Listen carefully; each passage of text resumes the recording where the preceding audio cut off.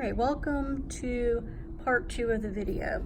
So it says, let's add absolute value. Now, we have two types of symbols. We can have less than or equal to, and then we have greater than or equal to. We must know which type we are dealing with, okay? So the less than or equal to, these are referred to as the and statements, of absolute value. Greater than or equal to, these are the or statements. Now, if you get them mixed up, you will get the complete problem wrong. So what is the easiest way? Well, the easiest way to remember them, or how I like to remember them, is if they make the letter D. You see that? That's a D. Or if it's less than or equal to, I could add a stem and it turns it into D. That is your and. So if it makes a letter D, it's an and. Otherwise, it's an or. More, or. All right. So you'll notice it says, when solving equations or inequalities involving absolute value, make sure that you have the absolute value by itself before setting up your problem. Okay?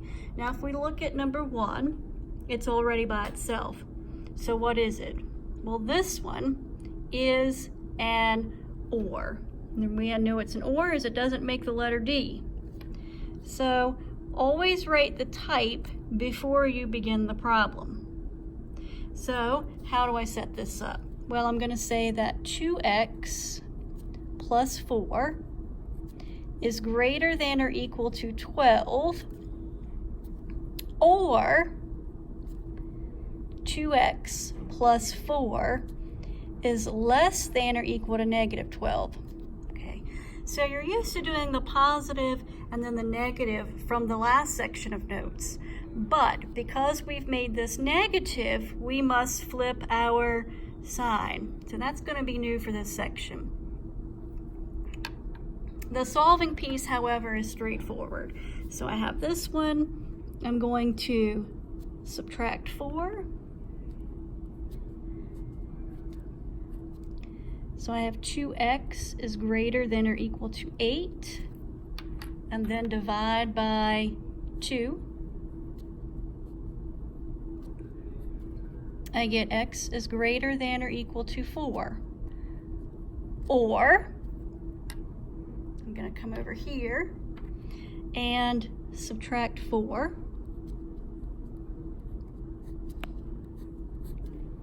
I get 2x is less than or equal to negative 16. And then divide both sides by 2.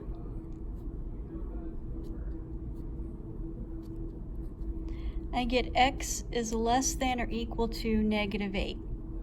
Now, is x greater than or equal to 4 or x less than or equal to negative 8? We keep all of this as a part of our solution. My last step will be to put it inside of the solution set or my curly braces. All right, let's look at number 2. First, I look at the symbol. What type is going on here? Well, it definitely doesn't make the letter D, so it's not an and, which means if it's not an and, it's an or. Okay, always name that before you begin. If you name it as the wrong type, the whole problem will be wrong.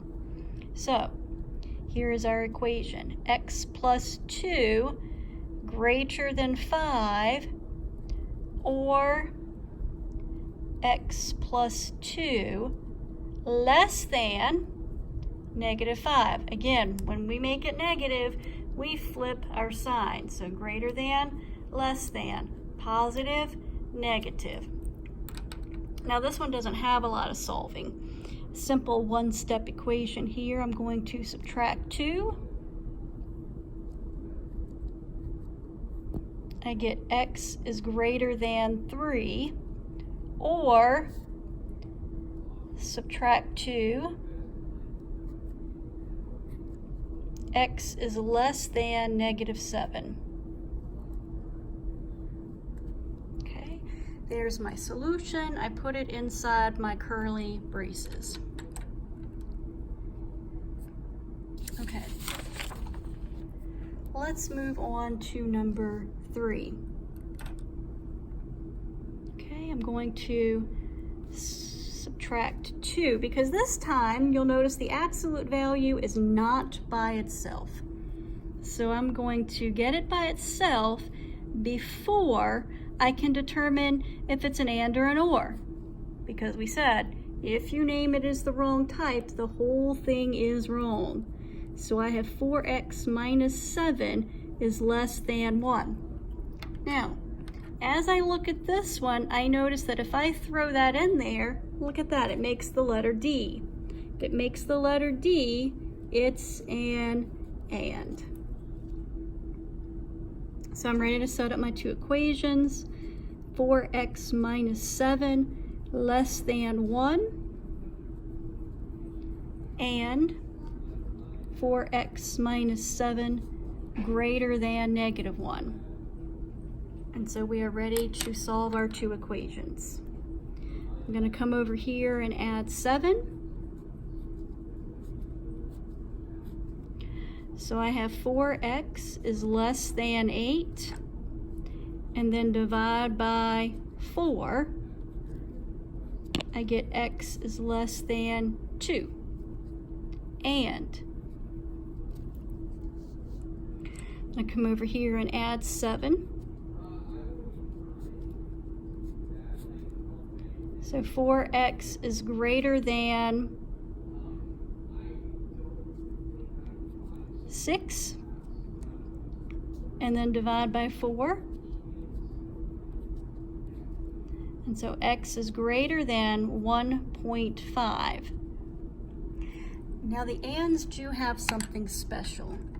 And so I like to think of it as the ands will always form a sandwich when you write them in their final form, okay? It's also important to note that we always rate them from least to greatest. All right, so least would have been 1.5, less than x, less than 2. So let me go back and explain that.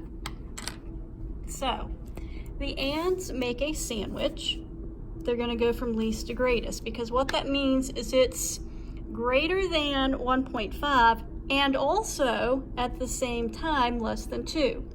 Now notice here, what was the arrow tip pointing to? The 1.5. What is it pointing to here? 1.5. I go back here, it was pointing to the x, and guess what? It still is. This is our final answer. So you have to write it using the and symbol when it is absolute value. Let me highlight that so you can see it. This is my final answer. There we go. All right, so number 4, moving on, I need to get absolute value by itself. So I'm going to add 7.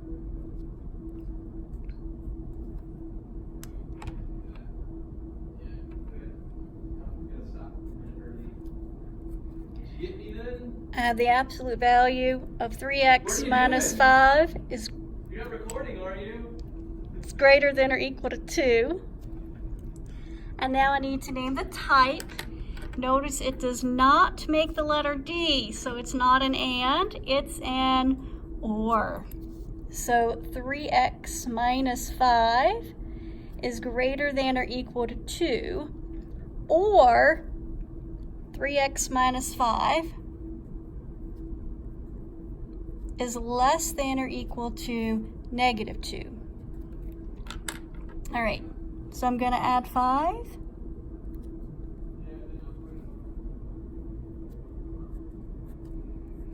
I get 3x is greater than or equal to 7. And then divide by 3.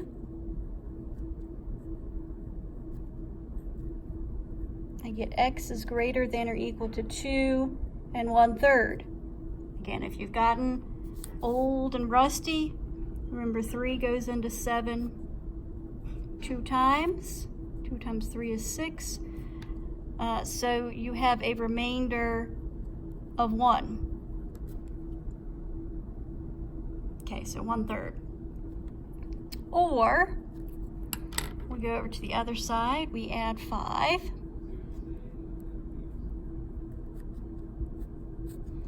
I have 3x is less than or equal to 3.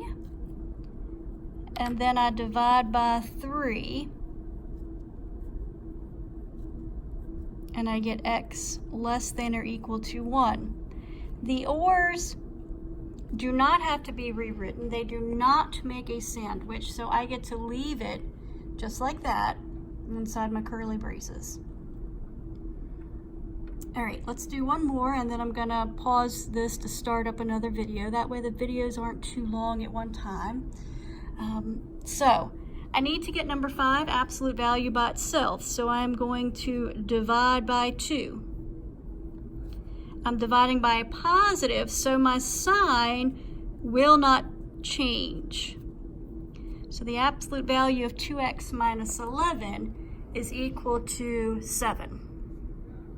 Now, this one does form the letter D. And we said if it forms the letter D, it's an and. So my two equations will be 2x minus 11 is less than 7, and 2x minus 11 is greater than negative 7. So when I make it negative, I flip my sign. And now I'm ready to solve. Okay, I'm going to go back to the left. I'm going to add 11. I get 2x is less than 18. Divide by 2. I get x is less than 9. And come over here, I add 11. I get 2x is greater than 4. Divide by 2.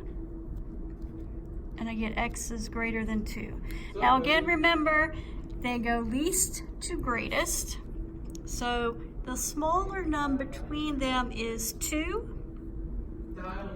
less than x less than 9. And then we put them in our curly braces. Okay. So I'm going to pause here, and I'm going to start the next video up with example 6.